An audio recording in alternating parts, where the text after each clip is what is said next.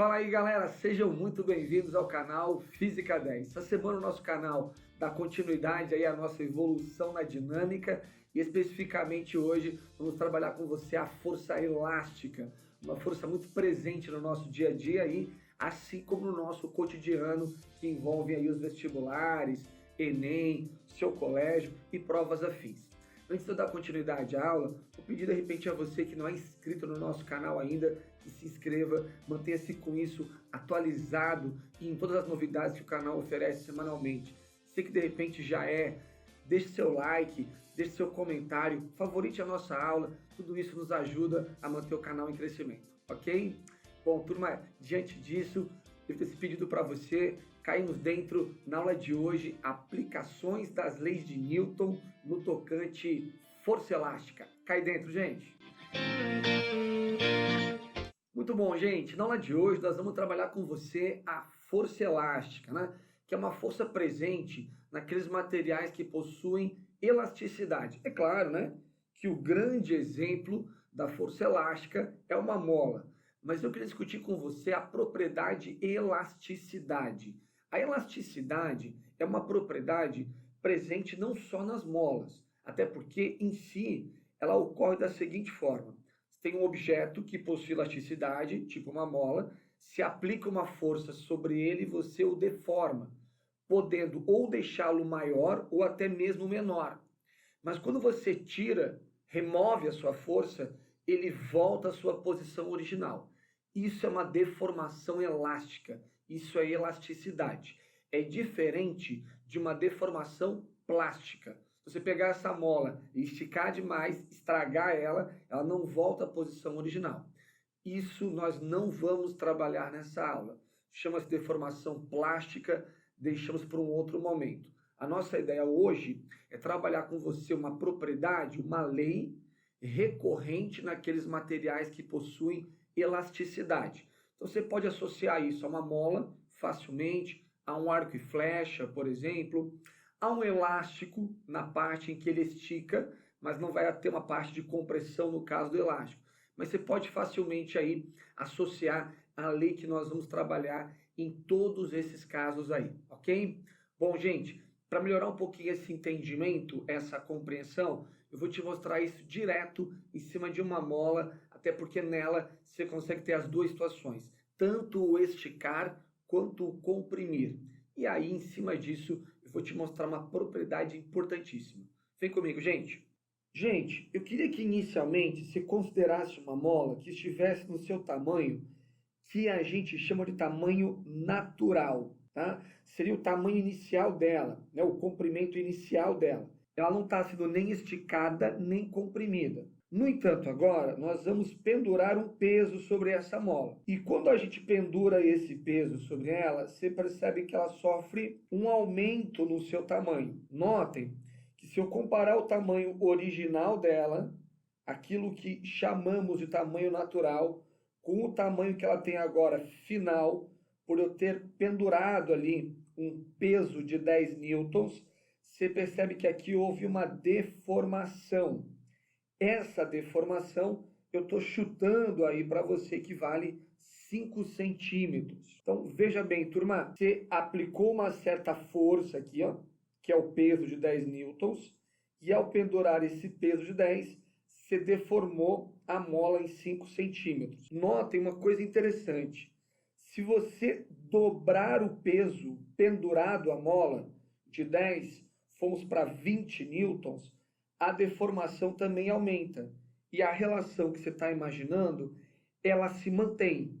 Ou seja, se ao pendurar 10 deformamos 5, ao pendurarmos 20, a nova deformação será o dobro. Dobramos a força, dobramos o peso e com isso dobramos a deformação. Daqui sai uma propriedade importantíssima para a gente. Acompanha só. Em um regime elástico, lembra? Não plástico, elástico. Ou seja, se eu remover esses 20 newtons ou esses 10 newtons, a mola volta à posição original dela. A deformação sofrida, o X, gente, o X, sofrido por uma mola, ele é diretamente proporcional à intensidade da força aplicada. Notem, ao aplicarmos 10, deformamos em 5. Ao aplicarmos 20 newtons de força, deformamos em 20. Ou seja, a força e a deformação são diretamente proporcionais. Para que isso fique um pouco mais claro para você, eu vou estabelecer um gráfico para você. Notem, é um gráfico da força aplicada à mola pela deformação que ela está sofrendo. A força está em newtons e a deformação está em centímetros, perceba. Vou usar os mesmos dados, turma, desse pequeno experimento que fizemos aqui. Notem, ao aplicarmos 10 newtons de força, a gente percebeu que houve uma deformação de 5 centímetros. Vou unir esses pontos para que você perceba que com isso eu consigo demonstrar um comportamento nesse gráfico. Ao dobrarmos a força aplicada, no caso 20 newtons, percebemos uma deformação de 10 centímetros. Notem que, de acordo com esse gráfico força por deformação, se unirmos os pontos aqui traçados, deixa eu só salientar para você, ó, temos um ponto aqui, ó, força 10, deformação 5, e um outro ponto aqui, ó, força 20, deformação 10. Se unirmos esses pontos, nós damos origem a esse comportamento gráfico, que ilustra justamente isso, turma, que a força e a deformação são diretamente proporcionais. Em outras palavras, quanto mais você estica uma mola, mais força você tem que fazer. Algo muito parecido também vale para um arco e flecha. Quanto mais você estica o arco, mais força você precisa fazer nele. Esse comportamento gráfico se pode ilustrar por uma relação que mostra exatamente essa proporção direta entre a força e a deformação. Relação essa que eu apresento para você na sequência, que nos garante que a força elástica é igual a K vezes X. Sendo que esse K que você vê acima aqui, você vai chamar esse K de constante elástica da mola. Esse K, ele mede a certa maleabilidade que a mola tem. Quanto mais dura for essa mola, mais difícil for de manusear essa mola, maior será esse K. E a essa relação que você percebe, nós chamamos de lei de Hooke. Sendo Hooke, esse rapaz que eu te mostro à direita aí, amicíssimo de Newton, tô brincando, os caras eram arquirrivais, meu irmão. Ele tem várias contribuições aí para a ciência. Só por curiosidade, saiba que o termo célula se deve a ele e seus trabalhos aí com micrografia e por aí vai. Esse cara estabelece uma relação importantíssima para a gente, presente nos materiais que possuem elasticidade. Mas eu queria aproveitar também um momento, moçada, e com base no nosso gráfico, tentar determinar para você quanto é que vale o K da nossa mola. Olha como fica simples, gente. Se força elástica é igual a K vezes X, se eu analisar o gráfico, eu percebo que quando a força foi 10 newtons, a deformação gerada foi de 5 centímetros. Perceba que se eu usar a força elástica, que me garante que a força é a constante elástica vezes a deformação, quando o K vale 10 newtons, a constante K a gente não sabe, a deformação proporcional ela vale 5 centímetros. Se eu isolar o K, vou passar esse 5 que está multiplicando para o outro lado dividindo. Você vai encontrar que o K vale 10 newtons dividido por 5 centímetros. Logo, a nossa constante elástica dessa mola valerá 2 newtons por centímetro. Não sei se você consegue entender, desde já, o que quer indicar esse K para a gente. Se não, perceba claramente o que eu vou te mostrar agora. A cada centímetro que você deforma essa mola, você precisa fazer 2 newtons de força. Por isso que ao deformar em 5, fizemos 10 newtons de força. E ao deformarmos 10, fizemos 20 newtons de força. A isso se chama de constante elástica da mola. Quero também chamar a atenção de você de um outro detalhe presente na força elástica. Dá uma olhadinha nessa imagem que eu te mostro à direita. Perceba que essa mola tem um peso aqui pendurado. Eu vou estipular para você que o peso aqui pendurado está aqui representado para você como aquele vetor vertical para baixo. Notem, se assim estivesse, a sua mola estaria sendo esticada. E é esse padrão que eu queria que você entendesse agora. Gente, toda vez que uma mola sofre uma deformação, ela terá um comportamento peculiar à mola. Notem, se você puxa uma mola para baixo, a tendência dela é puxar a sua mão para cima.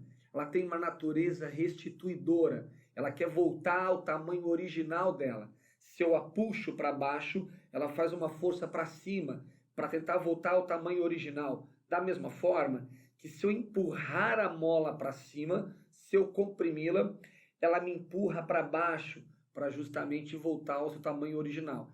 Esse comportamento da mola, dos materiais que possuem elasticidade, se pode chamar de comportamento restituidor ou restaurador. Isso, inclusive, gera uma consequência na lei de Hooke, que eu vou te demonstrar já já. Mas eu queria que você entendesse que se a mola que eu mostro para você nesse momento está sendo puxada para baixo pela força-peso, a força elástica tem que estar para cima. Vamos representar isso no desenho com você. Vem cá, gente. Com isso, gente, se a força-peso estica essa mola para baixo, eu teria uma força elástica representada aqui, ó, nesse sentido, para cima, moçada. Isso, inclusive, em termos da lei de Hooke, gera uma consequência. Alguns autores, de forma muito correta, costumam colocar um sinal negativo na frente da lei de Hooke. Esse sinal negativo, ele só quer indicar para você esse sentido restaurador que a força elástica tem. Inclusive, estou chamando a atenção para você que o sinal negativo tem esse padrão aí, restaurador, reconstituidor do tamanho original. Fechou, gente? Vamos aplicar isso agora em resolução de questões, ok? Vem comigo aí.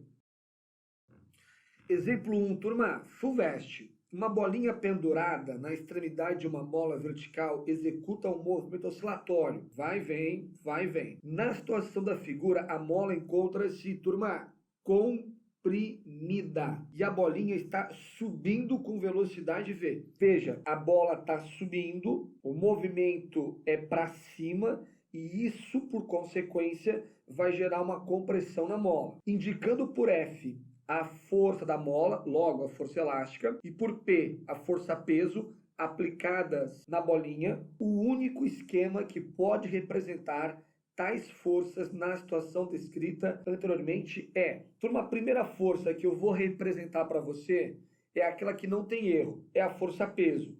É sempre um vetor vertical para baixo, lembra? Sempre em direção ao centro de gravidade da Terra. Estou vindo aqui e estou pondo o nosso vetor peso para baixo. A segunda força é a força elástica. Notem, moçada, como o movimento da bolinha está sendo para cima, eu estou comprimindo a mola tem um comportamento restaurador. Se eu estou comprimindo-a, eu estou empurrando ela para cima. Se eu estou empurrando ela para cima, ela vai fazer uma força para baixo, justamente para restituir o tamanho original dela. Vamos chamar aqui de força elástica, ele só chamou de força F.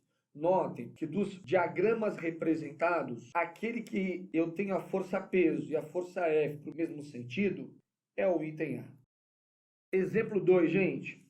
A mola da figura tem uma constante elástica de 20 newtons por metro. Lembra? É o K da mola. E ela encontra-se, esticada de 20 centímetros. Lembra? É a nossa deformação. Sob a ação do corpo A, o corpo está aqui abaixo, cujo peso é 5 newtons. Nessa situação, a balança, lembra? A balança, gente, é uma espécie de dinamômetro. Ela vai medir força, né? Tanto que a nossa em si já está, inclusive, graduada em newtons. Bom, gente, a primeira força que eu vou representar para você é a mais fácil, óbvio, é a força-peso. Estou vendo aqui, pondo no bloco para você o peso dele, que no nosso caso valeria 5 newtons. Turma, só cuidado uma coisa, galera.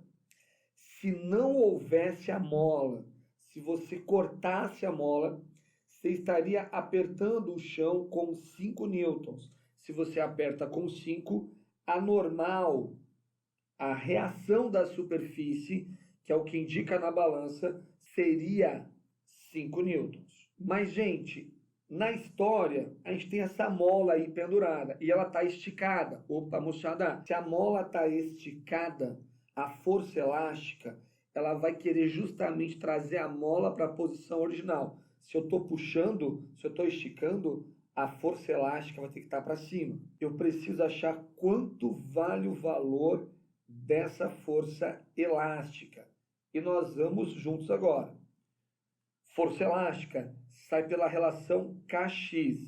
Notem que eu não estou nem colocando o sinal negativo, porque o sinal de menos você já usou ao dizer para onde está apontando a força elástica. Com isso, o nosso K ele vale 20, cuidado gente, newtons por metro. E a deformação ela vale 20 centímetros.